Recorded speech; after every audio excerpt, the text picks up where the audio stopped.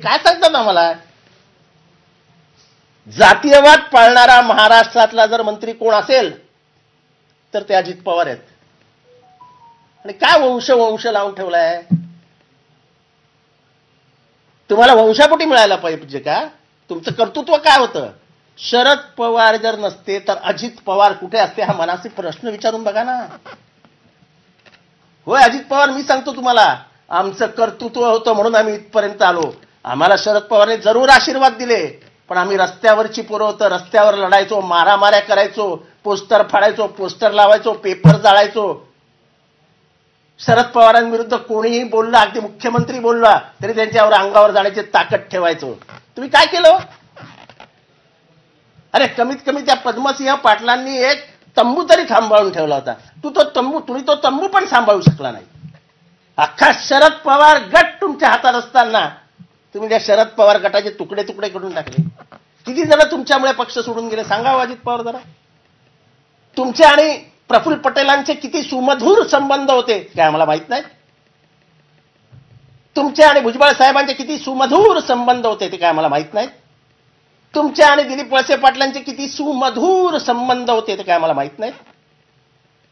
सत्तेच्या लालचेपोटी, खुर्चीपोटी तुम्ही सगळे एकत्र आलेत, राहा, पण उगत साहेबांना डचायला जाऊ नका. बात निकलेगी तो दूर तक जाएगी.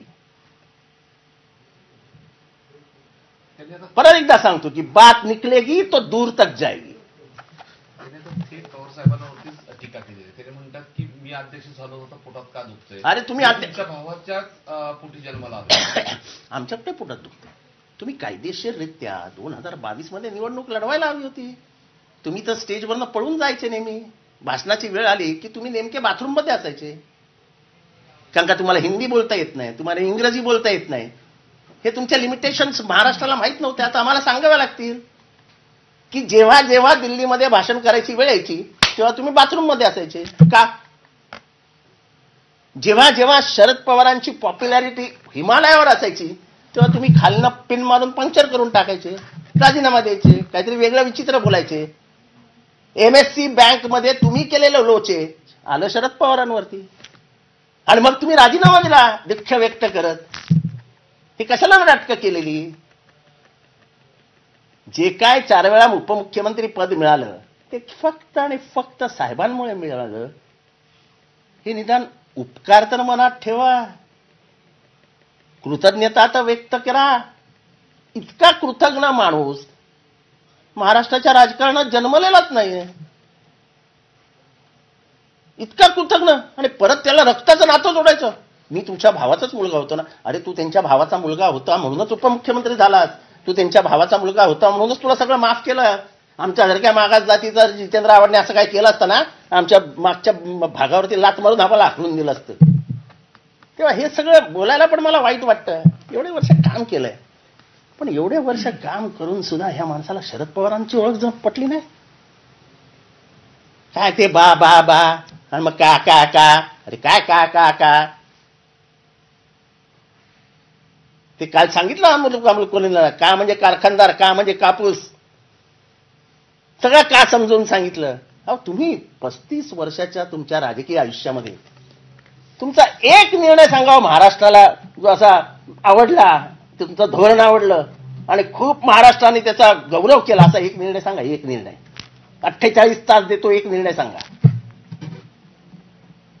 फक्त तुम्हाला जमलं ते सुप्रमा अजित पवार. जसं आम्ही डॉक्टर जितेंद्र आव्हाडला होतो ना, तसं तुम्ही मागे लावा सुप्रमा अजित पवार. काय केलं सांगा महाराष्ट्रात? एक अर्थ नियोजन खात्यामध्ये तुम्ही एक अशी काहीतरी क्रांतिकारक निर्णय घेतलाय महाराष्ट्राचं अर्थकारण मजबूत करण्यासाठी. अशी एक योजना सांगा. ते तुमच्या भागामध्ये होणारा CSRचा फंड हे कोण आणतं? तुम्ही आणता. हे सगळे इंडस्ट्रियलिस्ट जे शरद पवार साहेबांचे मित्र आहेत ते पाठवतात. आणि हो तुम्ही ते सेल्फी काढता सांगितलं ना, त्याला सुद्धा हिंमत आणि आपलेपणा लागतो. रस्त्यात उतरावं लागतं, लोकांशी बोलावं लागतं. सामान्य माणसाला हे धैर्य तुमच्यासमोर येण्याचं होतच नाही. तो सामान्य माणूस आपलेपणाने ताईंच्या बाजूला उभा राहतो आणि फोटो काढून घेतो. हा तुमच्यातला तुसडेपणा आणि ताईंमधला आपलेपणा हा महाराष्ट्र सुव्यवस्थित ओळखून आहे. तुमची पातळी दिवसेंदिवस किती घसरत चालली हे त्याच्यावरनं समजतं. हा जो नाही झाला काकाचा, जो नाही झाला बहिणीचा, जो नाही झाला काकींचा, जी या माऊलीने तुम्हाला खायला घातलं, तो काय होणार महाराष्ट्राचा? उत्तर आम्हालाही देता येतात अजित पवार. फक्त साहेबांवर बोलणं टाळा, एवढं परत एकदा हात जोडून विनंती करतो. तुम्ही जेवढं थुंकतात तेवढं तुमच्याच तोंडावर पडतंय.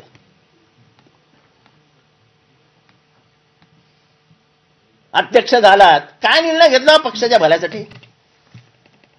जरा जाऊन झारखंडमध्ये तुमचे मंत्री आहेत ना, कुठे कुठे, नागालँडमध्ये कुठे कुठे आहेत, जाऊन तिथे जाऊन एकदा त्यांना भेट घ्या आणि भाषण करा ना तिथे जाऊन.